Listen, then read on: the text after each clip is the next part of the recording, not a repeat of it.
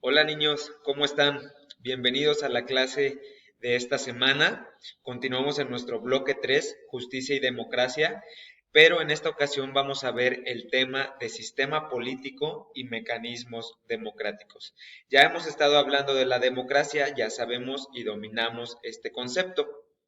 Sin embargo, vamos a adentrar en los principios, en los procedimientos y en los mecanismos en general que sustentan un gobierno democrático.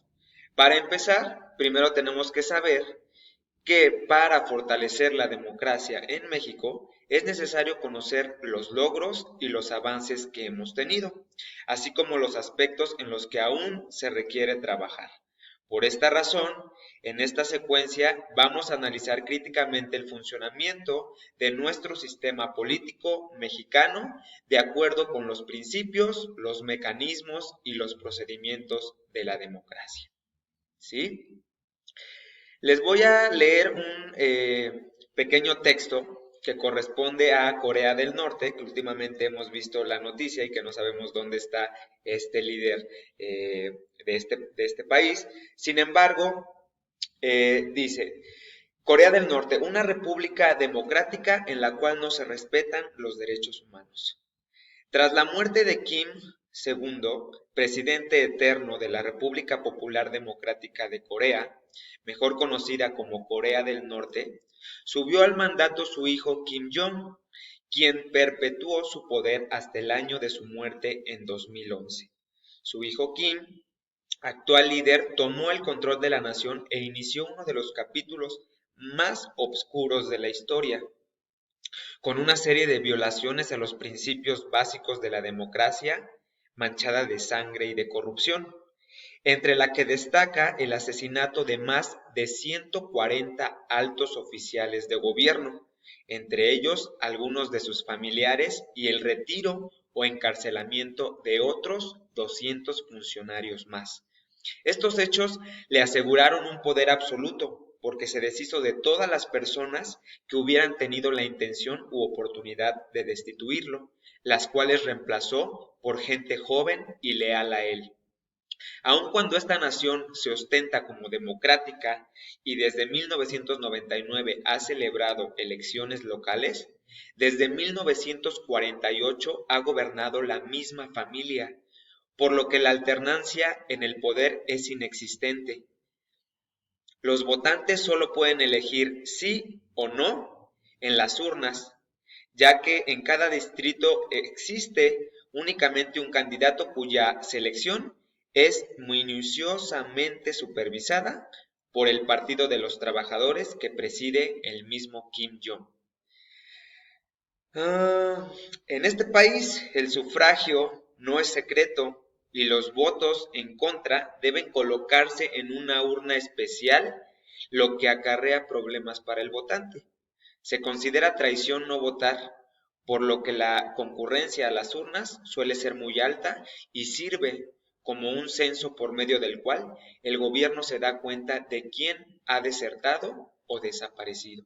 La identidad de Kim es la de un rey y su sentido de autoestima no permite ninguna crítica u oposición de los otros.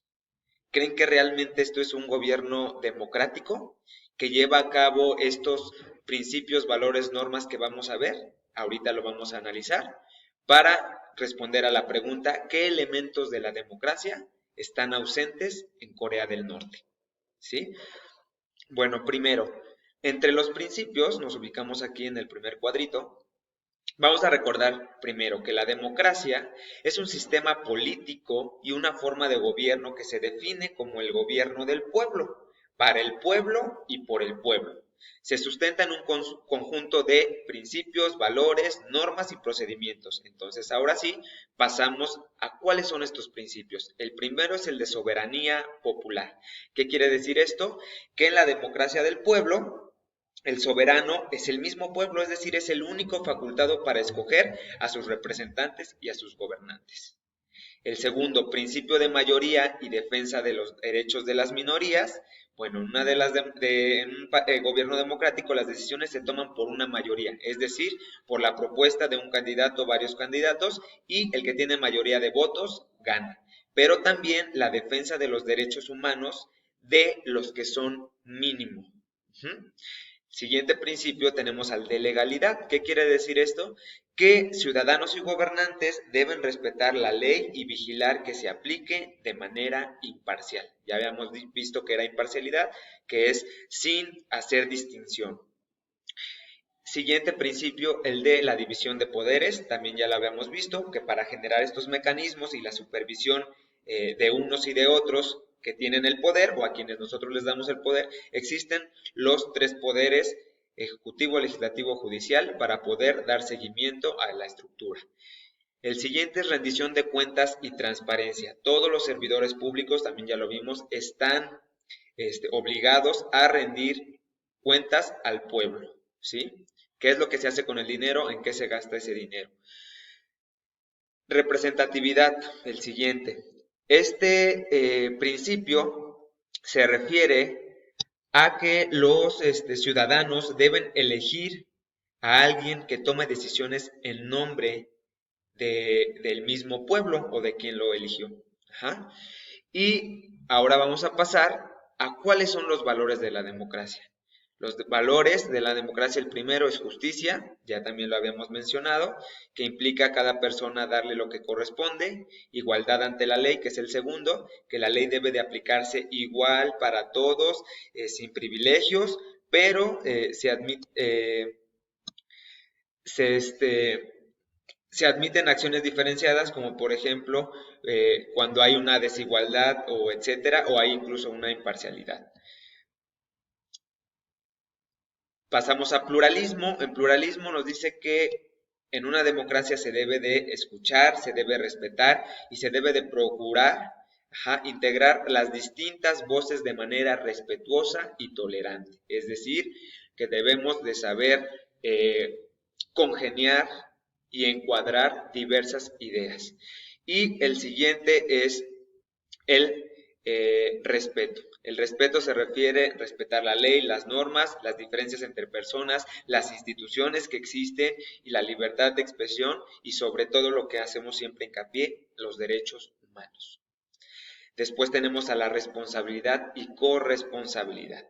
Ya sabemos que primero la responsabilidad significa que somos responsables de nuestros actos, de nuestras acciones y decisiones.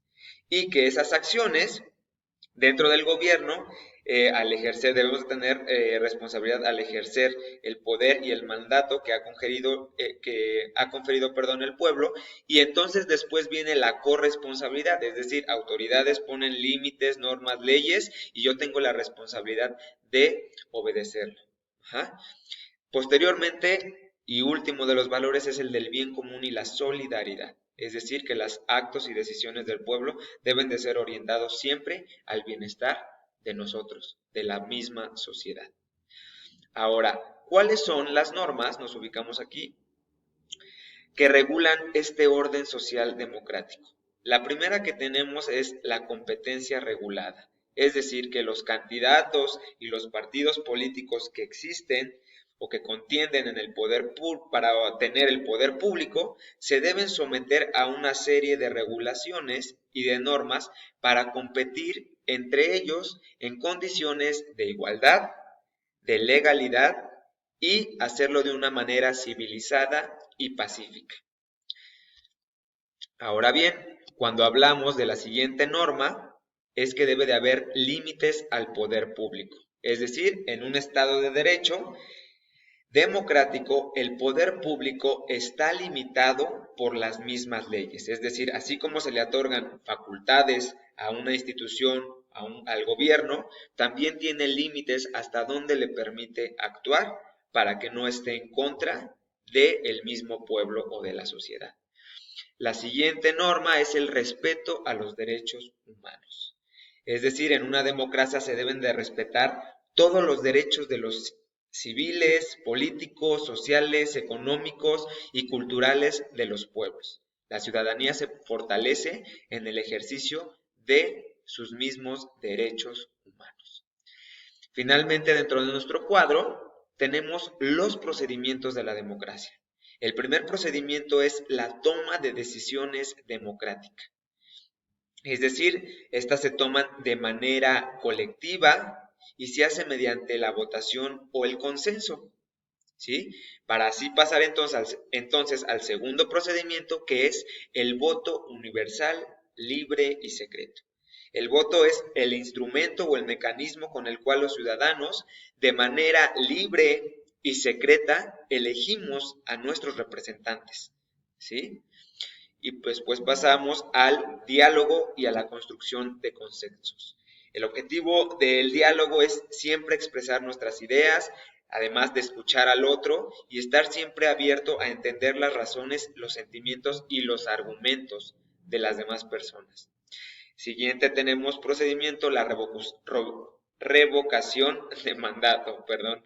La revocación de mandato nos quiere decir que en la democracia los gobernantes son elegidos por la voluntad popular, es decir, nosotros, sin estar presionados. Por eso es que es penado que se compre el voto, porque sí, literal, así como escuchan la palabra, compra de voto es otorgar cierta cantidad a escondidas para que la persona vaya y vote por determinado representante.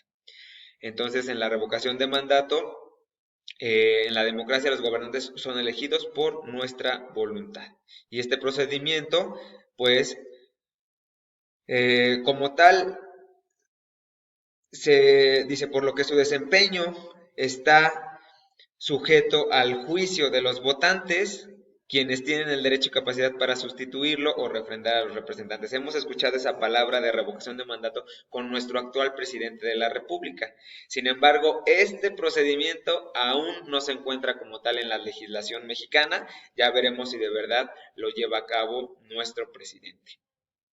Y por último tenemos el plebiscito, el referéndum y la consulta popular. Son formas de participación ciudadana cuyo objetivo es ratificar esas decisiones y la resolución de problemas comunes. Es decir, el plebiscito es que los electores opinan sobre decisiones políticas fundamentales. En el referéndum se revoca la ciudadanía para que acepte o rechace una norma jurídica, ya sea vigente o que aún sea solamente proyecto. Y la consulta popular se refiere a que es el mecanismo mediante el cual se hace una pregunta de carácter general a toda la sociedad sobre un asunto de interés público para saber qué es lo que piensa y si es viable o si no es viable, ¿sí? Ahora, ya vimos nuestros principios, valores, normas, procedimientos. Vamos a ver ya aquí en México cuáles son las instituciones que sustentan la democracia en México. Primero tenemos el Instituto Nacional Electoral. Ya sabemos que es esta institución que organiza todos los procesos electorales para otorgar el voto a la persona que nosotros queremos elegir. También tenemos el Tribunal Electoral del Poder Judicial de la Federación, el cual se encarga de resolver las impugnaciones de los procesos electorales que se desarrollen en México. ¿Sí? Debe de ser de manera justa, debe de declarar la validez de las elecciones, y además declara al presidente electo. Después tenemos otra institución que son los partidos políticos, que son estas organizaciones conformadas por ciudadanos que buscan obtener un poder público de manera legítima y por medio de los votos ciudadanos. Posteriormente tenemos a la Comisión Nacional de los Derechos Humanos, que es la institución encargada de proteger y defender todos los derechos en México, los cuales son uno de los pilares más significativos en una democracia. Esta comisión recibe incluso quejas y debe de dar resolución o buscar los mecanismos para poder defender a las personas. Y finalmente tenemos al Instituto Nacional de Transparencia, Acceso a la Información y Protección de Datos Personales, el INAI. Es una de las principales instituciones que entre sus funciones está garantizar el derecho al acceso de las personas a la información pública gubernamental, que es uno de los principios básicos de la democracia, saber qué hacen con el dinero del pueblo y si es en beneficio del pueblo para poder seguir dándole la oportunidad de que siga en gobierno o para la siguiente aplicar el voto de castigo. Bueno, pues como tal esto sería nuestra clase.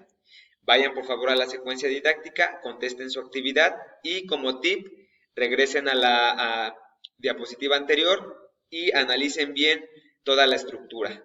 porque se les va a preguntar en la secuencia. Nos vemos, que estén